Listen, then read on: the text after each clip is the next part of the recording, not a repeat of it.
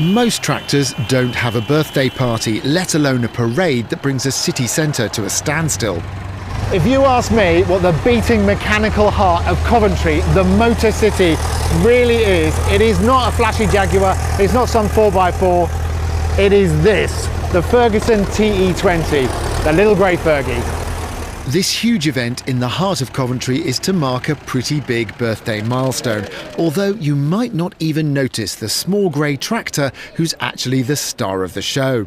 It's all about wishing the little grey Fergie, the TE20, a very happy 70th birthday, because back in July 1946 she rolled off the production line for the first time at Banner Lane in Coventry and clearly revolutionised farming as we know it today. There are 70 tractors here, one for every year since the TE20 went into production, and there are a lot of Fergie fans here too. It's lovely to see them, it really is. Yeah, it brings memories back. No, don't do that. Don't do that one. That one. In the mid-40s, 78% of all the tractors sold in Great Britain was Ferguson. 78%. Everyone here today has a Ferguson story to tell, and they all start with the TE20. It's the tractor that Edmund Hillary took to the South Pole.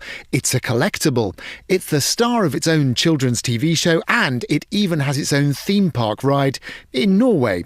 Given the legacy of the TE20, the people who built it, the people of Coventry, have a lot to be proud of. This really is the tractor that changed the world. 70 years ago, the first TE20 rolled off the Banner Lane production line in Coventry, the brainchild of Harry Ferguson. This rare footage shows him actually on the production line in the Coventry factory. Before the TE20, tractors were big, lumbering things with a good chance of injuring or even killing the farmers driving them. Ferguson films from the time explained the problem. They replaced the horse with the tractor, hitched up the new plough and dragged it along behind. Little did they guess what snags they'd run into. Pretty lethal snags, it turns out. Any obstruction in the ground, or even just a patch of heavier soil, causes the front end of the tractor to rear up. So designers added more weight to keep the front down, but that caused the rear wheels to slip. So to stop that, the designers added bigger wheels. And so the rot set in. Harry Ferguson solved all this by adding this simple strut, a brilliant idea that redirected the same forces that made the front rear up, so instead everything stayed firmly on the ground. The end result was a tractor that was smaller and lighter than any other tractor being made by other companies at the time. But it could do just as much, if not more. And of course, the big advantage for the driver was the TE20 was not going to rear up like an angry horse and try and kill you all the time. The TE20 is just so much fun to drive, and this beautiful collection of lovingly restored Fergies lives just outside Rugby. Show us the all-important linkage. Yes, the all-important bit. The three-point linkage. 1, 2, 3. Today, modern tractors still use exactly the same idea, but that linkage is just the pinnacle of a mountain of amazing engineering packed into every little grey Fergie.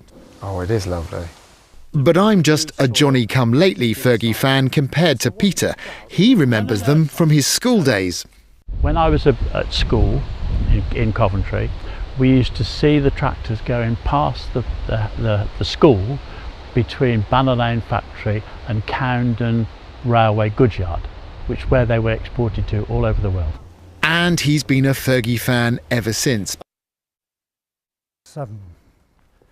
In fact, you'll find Fergie fans and surprising bits of Fergie history all over the Warwickshire countryside, like the 9-year-old boy who saved the little grey Fergie from industrial espionage.